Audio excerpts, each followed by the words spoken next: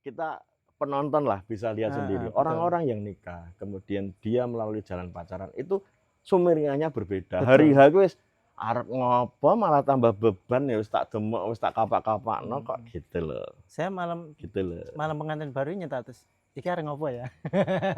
Oh, kurang tepat berarti. Kurang tepat. Tidak salah tapi kurang tepat. Iya, nikah itu bukan Ya. hal selangkangan aja gitu kan. Ya. Maksudnya hal-hal yang kayak gitulah. Aduh, bahasannya kok vulgar ini ya. Ya, assalamualaikum warahmatullahi wabarakatuh. Bersama Paso Production, saya Agung Mustafa Seruda. Kali ini kita lagi di Dapur Bengawan, sebelum jembatan Gawan, Ngiri, paling 50 meter. Tadi saya ketemu teman lama saya, Mas Manan, Abdul Betul. Manan. Ini kita mau ngobrol, ini kita mau belajar ilmu tentang pasca nikah, pranikah pasca nikah. Nikah sudah berapa tahun, Mas? Aku nikah 11 tahun. 11 tahun. Ini nggak terasa udah 36. Nikahnya 25. Kenapa harus disepil 36? Jadi ketahuan saya usianya. Tapi kamu tuaan lebih. Oh iya. Selisih setengah tahun daripada aku loh. Ya karena saya pengantin baru 3 tahun. Jadi kita harus belajar sama yang sudah berpengalaman, berkecimpung di dunia pernikahan. Kalau pranikah sama pasca nikah itu apa ya? Definisi. Definisinya apa atau pengertiannya gimana, Om? Jadi memang sebelumnya ini ya, kita harus tahu dulu tentang niatan nikah itu sendiri. Oh ya. Itu nanti masuk ke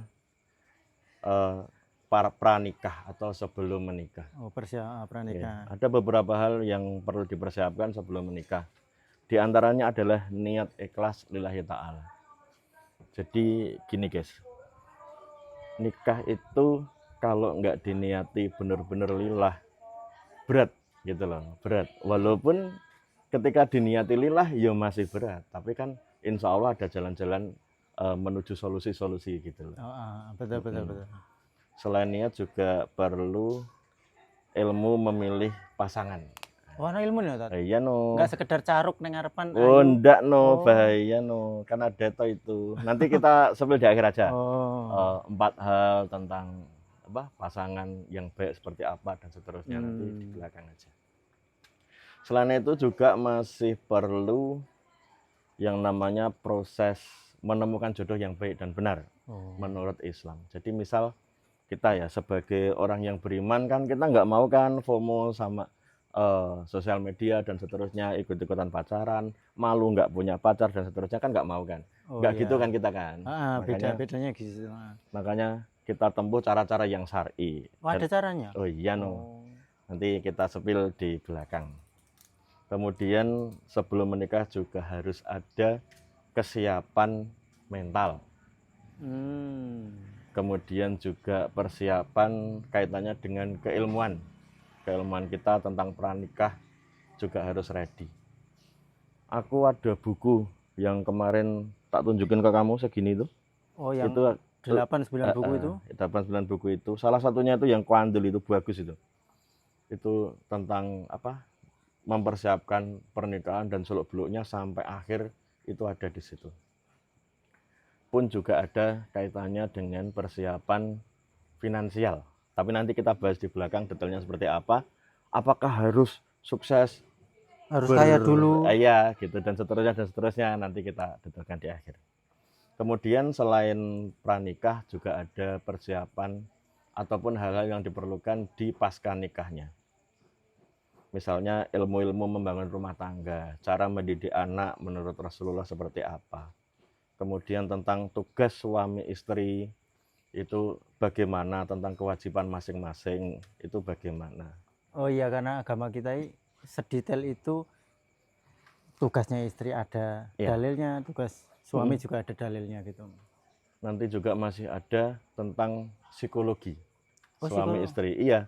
Jadi dipersiapkan juga. Iya, cara komunikasinya seperti apa. Beda banget antara laki-laki dan perempuan itu. Ada hal-hal yang memang beda lah. Kecenderungan akal untuk laki-laki, kecenderungan perasaan untuk perempuan. Itu kalau nggak disinkronkan, nggak baik jadinya. Saya telat berarti belajarnya bisa nikah. Juga Siap. banyaklah nanti kalau yang setelah pasca nikah itu banyak materinya. Terus kalau orang siap nikah itu, misalnya orang definisi dia itu siap nikah itu karena apa? Karena pola pikirnya, apa usianya? Seringkali kan kadang itu orang karena usianya mohon maaf sudah pun mungkin udah 28 atau berapa dibilang sudah siap, akhirnya ditanya-tanyain atau dipandang sudah kaya atau sudah sarjana atau apa. Iya. Siap nikah itu kategori yang mana? Rasulullah itu mendefinisikan dengan istilah ba'ah. Ba'ah itu siap memberi rezeki, Menafkah. siap menafkahi. Baik itu nafkah lahir ataupun nafkah batin. Dan nafkah lahir di sini tidak harus seperti apa dan bagaimana dan seterusnya. Gitu. Janganlah. Yang penting kita itu ketika mau nikah itu enek lah gawean. Wis ngono tok. Yang penting nyantol gawean wis ngono tok. Ukurannya nggak seberapa banyak tapi iya. Nggak harus dapat seberapa, nggak harus. Nanti setelah nikah ada itu ayat misal di Quran itu ada kalau nikah akan dicukupkan rezekinya dan seterusnya itu ada. Jadi yang penting itu sak gawean gitu. Berarti tolak ukurnya bukan jumlah nafkah, bukan jumlah rezeki gitu. Kalau ngejar itu ya kita nggak ada habisnya. Iya nggak nikah. Kita usia 23 saat ini misal ya. Ini kita mengulang masa muda dulu. Yes. Oh iya. Tapi sekarang masih muda loh. Nah, ketika di usia 23-an, kemudian mau nikah tentu jarang-jarang kondisinya usia-usia segitu yang sudah settle itu jarang-jarang. Settle ekonomi dan lain sebagainya. Oh iya. Di rumah dewe, di Fortuner, Honda Civic, HP-nya iPhone Pro Max. Iya betul, usia segitu. Itu. Kecuali ada lemah. Lemah Pak gitu ya. Kayak gitu. Itu jarang dan hampir hampir mustahil di keumuman. Gitu. Ya setara awal kehidupan nih di situ kali ya. Jadi ukurannya uang siap nikah itu selama ibaratnya siap nafkah lahir maupun batin. Iya. Dan di nafkah batin ini kita udah dewasa ya, jadi bukan hal yang tabu kita bicarakan di sini. Artinya ketika punya keinginan kepada lawan jenis, keinginan dalam tanda kutip ada pasangannya halal. Iya, gitu. Itu termasuk nafsu yang dirahmati oleh Allah. Iya, betul. Betul, begitu. Jadi definisi ba'ah seperti itu. Bisa menafkahi dari sisi nafkah lahir dan nafkah batin. Oh, berarti teman-teman online kalau aku punya hasrat kemudian ini udah nafkah batin lahir siap, berarti kondisi gas. Kemudian apa-apa saja yang perlu dipersiapkan di dalam pernikahan? Ya. Tadi kan udah disepil perihal ilmu agama atau psikologis. Orang kan kadangnya terfokus mempersiapkan pernikahan itu kepada hal-hal misalkan nanti muanya kae, make up kae, fotografer kae, ben estetik, baju pengantinnya di sana, priwitnya di sana gitu. Padahal hal kayak gitu cuman kepake 1 hari. Habis itu tinggal pusingnya nyarutang kan. Kan banyak kan yang ngangkat di luar kemampuan gitu ya. Iya, udah caranya nggak syar'i, ngangkat di luar kemampuan. Kan fatal. Nah, penting yang sederhana aja tapi kita persiapkan hal-hal yang memang diperlukan. Misal tentang niat. Niat ini banyak yang kepleset juga. Diniatkan untuk menyalurkan hawa nafsu misalnya. Aku pengen gitu. Kurang tepat berarti. Kurang tepat. Tidak salah tapi kurang tepat. Iya, nikah itu bukan hal selangkangan aja gitu. Iya. Maksudnya hal-hal yang kayak gitulah. Aduh, bahasanya kok vulgar ini ya. Enggak bertujuan nafsu saja. Iya. Di sebuah hadis Rasulullah menyampaikan, "Hei para pemuda begitu ya, kalau kamu memang sudah merasa mampu, ba'ah tadi, baik dari sisi finansial, sudah bekerja entah kerjaannya apa terserah lah. Begitu kemudian dari sisi nafkah batin juga sudah menginginkan gitu loh, maka menikahlah. Karena nikah itu bisa menundukkan pandanganmu dan menjaga kemaluanmu." Oh iya, betul. Dan di hadis ini di akhir itu Rasulullah menutup dengan dan barang siapa yang belum mampu maka puasalah. Oh ya, iya betul. Mm-mm. Karena puasa itu memang godaannya gede. Betul. Artinya menikah itu adalah perintah Rasulullah. Mm-mm. Kan kita tahu kan di luar negeri itu banyak yang jomblo, ada juga yang nikah tapi nggak mau punya anak, free child dan selanjutnya. Free child, terus gitu. apa itu namanya, woman apa itu namanya, ya nggak menikah itu namanya apa sih, pokoknya independent woman, terus ya betul seperti kayak gitu. Itu berarti tidak mengikuti perintahnya Rasulullah dan bukan menjadi bagian umatnya. Betul. Faman rohiba an sunati falaisa minni. Kalau tidak ngikut sunnahku maka bukan dari golonganku. Lah kalau kita tidak diakui sebagai golongan Rasulullah lah, terus kita mau ikut golongan siapa kan gitu kan? Oh iya, betul. Ya, berat kan itu konsekuensinya. Lah maka ketika itu sudah menjadi sebuah niatan yang kuat bahwa nikah adalah fisabilillah, bahwa nikah adalah sebuah ibadah yang paling panjang waktunya, ya kan? Paling panjang waktu kan nggak ada ya ibadah lain yang paling panjang waktunya. Maka disitulah niatan kuat itu akan mempertahankan keutuhan rumah tangga kita. Oh iya betul. Ya, ketika terbentur jebret gitu kan, ada masalah seperti ini seperti itu, kita langsung kembali kepada Rasulullah, kepada Allah. Seperti apa ayatnya, seperti apa hadisnya. Itu kalau niat nikah itu benar, niat nikah lurus karena ibadah. Bukan karena aku nikah memperbaiki keturunan. Iya. Neng kondangan benjo isin. Iya betul. Misal itu ada yang cantik, saya nikah gitu. Itu kurang pas gitu. Bukan berarti salah lah ya. Tapi itu kurang tepat. Nikah yang tujuan yang bersih, yang kita niatkan benar-benar lillah begitu. Karena menikah itu separuh dari agama, separuhnya lagi takwa. Berarti memang nikah itu semakin kita beragama lebih baik, harusnya kan gitu. Berarti ya harus ditempuh dengan cara yang baik juga. Yes. Nah terus lanjut berikutnya, gimana caranya kita nyari pasangan yang baik ini menurut agama ya, bukan kalau menurut masing-masing pribadi kan orang-orang punya persepsi sendiri-sendiri. Misalkan dulu itu banyak orang berpikiran bahwa pacaran kemudian untuk sebagai batu loncatan untuk menikah itu ideal, tapi kan itu bertentangan. Yes. Nah gimana caranya kita nyari pasangan yang baik dengan cara yang baik sesuai agama? Ya. Nah kita karena orang beriman ya kembalinya ke Rasulullah lagi. Rasulullah menyampaikan tunhakul mar'u li arba'in dan seterusnya. Wanita dinikahi karena 4 hal. Apa aja 4 hal itu? 1 karena kecantikannya, yang kedua karena hartanya, yang ketiga keturunannya, kemudian yang terakhir adalah karena agamanya. Ada kata-kata menarik di hadis itu. Maka pilihlah wanita karena agamanya. Artinya apa? Yang 1 nggak boleh hilang. Agamanya tadi. Ya. Berarti yang 3 boleh hilang nggak? Boleh. Boleh. Itu kuncinya di situ. Maka yang 3 itu boleh hilang, yang 1 nggak boleh hilang. Dan ini hadis ini yang menguatkan saya untuk membulatkan tekad di umur 25 kemudian menikah. Kami mengikuti sebuah kajian pranikah di Solo gitu ya, di Surakarta. Di sana ustadznya menyampaikan, ketika kamu punya kriteria 10, kok kecekel 6 ataupun 7, ya udah. Nggak usah nyari kekurangan 3 itu ya? Iya. Karena apa? Ya kita itu hidup masih hidup di dunia. Dan sebuah kesempurnaan tidak akan didapatkan siapapun ketika dia masih hidup di dunia. Ya termasuk poin saran 4 itu yang nggak boleh hilang agama ini benar-benar. Ya, jadi fondasi.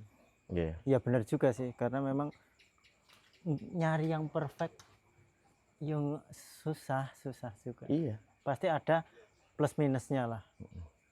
Kemudian juga di Quran surat An-Nur ayat 26. Itu kan kita diperintahkan untuk cari pasangan hidup yang sekufu. Sekufu ini takarannya apa? Di situ disampaikan bahwa yang tidak berzina atau soleh-solehah dapat laki-laki yang soleh-solehah, gitu kan? Jadi laki-laki soleh dapat wanita solehah. laki-laki pezina dapat wanita Penjina. pezina. Berarti akhlak. Bukan Ya, apa? kesetaraan. Kesetaraan. Kesetaraan di sini bisa diperlebar. Misal begini ya, saya seperti ini gitu ya, terus mengidamkan Oh, fisik. misal Oh ya. istri yang super cantik begitu ya. Kayak siapa tadi? Ya nggak tahu, saya nggak berani nyebut jeneng, nanti kalau istri saya lihat kan bahaya. Oh ya, misalnya saya sebut aja lah. Misalkan saya yang ganteng ini terus Iya. mengidolakan kayak Asa, Baby Monster, apa Cikuita. Entah itu saya Pantes. nggak paham kayak gitu. Pantes oleh bojoku kayak ngono ki, oh berarti memang. Ya. Berarti harus berkaca juga, bercermin. Banyak laki-laki, ini tak ceritain, temen kita yang di pondok dulu, adik kelas kita ini, moga-moga, tapi saya nggak nyebut jenengan, saya nggak nyebut nama di sini. Dia itu kalau waktu mau nikah itu pilihannya yang seperti itu, yang cantik. Oh. Akhirnya tak bilangin gini, rupamu rumah samu ganteng apa ya? Setega itu jenengan. Iya, ya karena saya sudah kenal sampai dari kecil, Dan bolo nanti. ada kelas tapi ya? Iya, ada kelas. Berarti bukan saya. Bukan, aman. Tapi terus akhirnya Ya alhamdulillah sekarang sudah menurunkan grade-nya. Bukan grade ya, menurunkan idealismenya, menurunkan parameter keduniaannya, Ekspektasinya. menurunkan parameter keduniaannya tentang kecantikannya, Oh. kemudian memfokuskan ke Agamanya. agamanya. Oh. Bahkan dulu itu gini, ada salah seorang sahabat datang ke Rasulullah. Ya Rasulullah, aku pengen nikah. Lah kamu udah lihat orangnya belum? Belum. Ya Wah. dulu sana. Oh. Gitu. Apa yang bisa kita ambil bahwa sahabat-sahabat yang dulu itu bisa jadi 3 hal ini diabaikan semua. Sebenarnya agamanya apa? Iya. Oh. Dan itu bapak-bapak kita banyak yang seperti itu. Iya. Aku nggak pengen tahu siapa orangnya di mana dan apa pekerjaannya apa, orang tuanya kayak apa, keturunan siapa, nggak pengen tahu. Yang penting aku rabi mendapatkan rekomendasi dari orang yang tak percaya, ya wis gitu. Agamanya Itu orang terdahulu seperti itu. Tapi Rasulullah pun juga menyampaikan, lihatlah. Oh. Tontonan dhisik, nadoro dhisik gitu loh. Nazar itu. Nador melihat dulu. Oh, melihat. Itu nanti tahapan ta'aruf ada itu nanti. Sehingga kadang-kadang kita itu apa ya, tertarik dengan seorang wanita itu bukan hanya dari sisi fisik. Oh, berarti jawaban. Tapi bisa dari sisi suaranya. Oh iya. Mungkin dari sevisi pas diajak. Visi misi hidupnya bagus. Akalnya cerdas, bisa diajak diskusi dan seterusnya. Makanya itu ditempuh lewat nazar tadi. Betul, tapi itu nanti aja. Oh iya. Saya mau tak tambahin lagi. Ini misalnya, kita memilih seseorang yang cantik luar biasa, tapi agamanya nggak bagus. Tak gandeng, misal ya, ketemu sama kamu di jalan, mbok lirik dengan pandangan yang nggak baik. Misal. Bukan saya, mungkin kameramen. Misal kameramen atau siapa yang di sana. Saya nggak seperti itu. Kayak gitu. Nah, kamu pasti. Kemudian karena istri ini kurang agamanya kurang baik, sehingga menanggapi. Oh, pemenang tumpakmu stupi lah, karena tumpakannya Honda kayak Brio. gitu. Itu baru tentang kecantikannya. Oh, iya. Nanti kita bisa bisa membahas lagi ke kekayaannya, bisa membahas lagi ke keturunannya dan seterusnya. Oh iya betul. Jadi sebenarnya memang benar banget hadis ini mengatakan seperti ini. Satu hal yang tidak bisa ditinggal atau kita tinggalkan, kita abaikan adalah agamanya. Dan ke depan kita itu akan hidup dengan karakter dan akhlaknya. Iya betul. Jadi kalau ada nasihat itu gini, kita setahun pertama, 2 tahun pertama ini hidup karena pengantin baru, karena kasih sayang, karena cintanya. Tapi di atas 3 tahun kita hidup itu dengan akhlak dan agamanya. Agama masing-masing orang ini akan menopang seumur hidup. Ya. Karena itu ya bagian daripada ibadah itu juga. Betul. Fisik akan memudar, betul. Kekayaan akan naik turun, keturunan ya hanya sekedar ya pas nazar itu juga.